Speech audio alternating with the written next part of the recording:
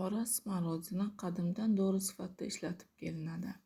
Uning mevasini erkaklik quvvatini oshirishda, xavfli o'smalarda, sut bezi qattiqlashishda ishlatilgan.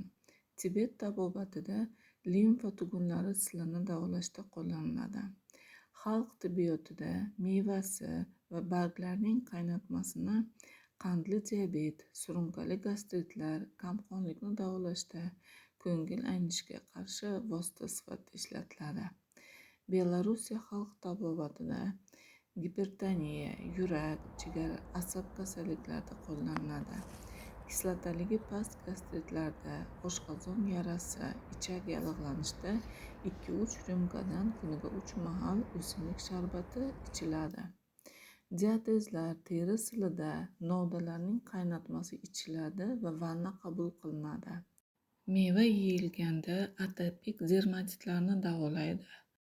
Shuningdek, tamaki tutunining zararini kamaytiradi, aqliy qobiliyatning susayishiga va erta qarishga to'sqinlik qiladi. Qandli diabet xastaligini yengillashtiradi, allergik nafas siqishga ijobiy ta'sir ko'rsatadi. Qora smorodina C vitamini saqlash jihatdan boshqa rezavor mevalardan yuqori o'rinda turadi. Undagi C vitamini limondan 4 baravar ko'p. Mevasining 15-20 donasi organizmning kunlik me'yorini qoplaydi. Temir ham yetarlicha bo'lib, ular birgalikda immun tizimini yaxshilaydi, mavsumiy kasalliklarning oldini oladi, shamollashga qarshi, virusli infeksiyalarga qarshi kurashadi, patogen bakteriyalarni yo'q qiladi, isitma va og'riqlarni bartaraf qiladi. Barg va meva damlamasi vitaminlar tanqisligida, mevasi terlatuvchi va siydik haydovchi dori sifatida ishlatiladi. Qora smorodina organizmni foydali moddalar bilan to'yintiradi. Zamonaviy tibbiyotda anemiya, avitaminozlar, astenik holatlarda vitaminlar manbai sifatida tavsiya etiladi. Qora smorodina suyak, bo'g'im, tish, soch va tirnoqlar holatiga ijobiy ta'sir qiladi. Ko'z salomatligiga ham yaxshi ta'sir ko'rsatadi.